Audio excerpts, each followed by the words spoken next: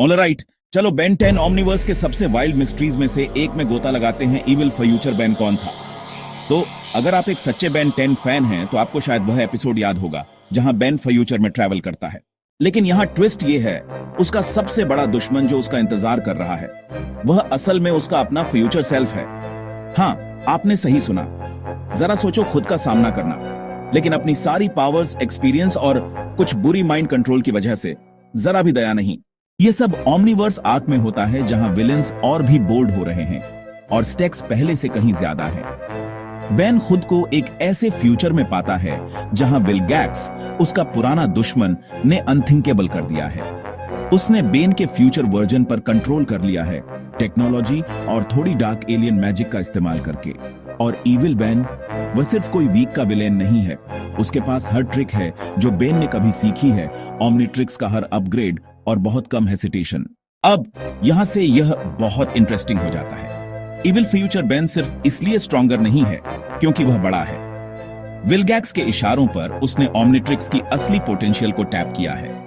हम बात कर रहे हैं ऐसे एलियंस तक पहुंच की जिनके बारे में बेन ने कभी सपने में भी नहीं सोचा था, और उन्हें जीरो लिमिट्स के साथ इस्तेमाल करने का कॉन्फिडेंस।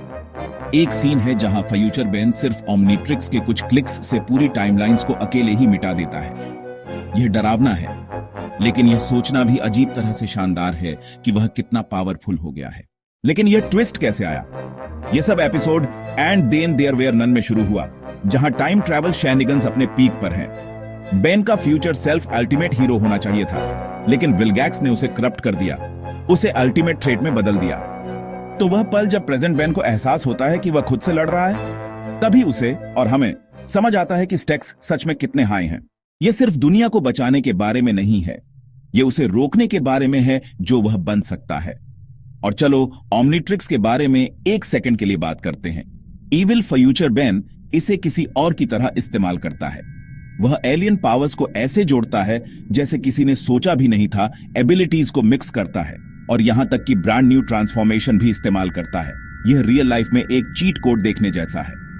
आखिर में बेन को अपने ही फ्यूचर को मात देनी पड़ती है, खुद के डार्केस्ट वर्जन का सामना करना पड़ता है, ताकि न केवल अपने दोस्तों को बल्कि पूरे मल्टीवर्स को बचा सके।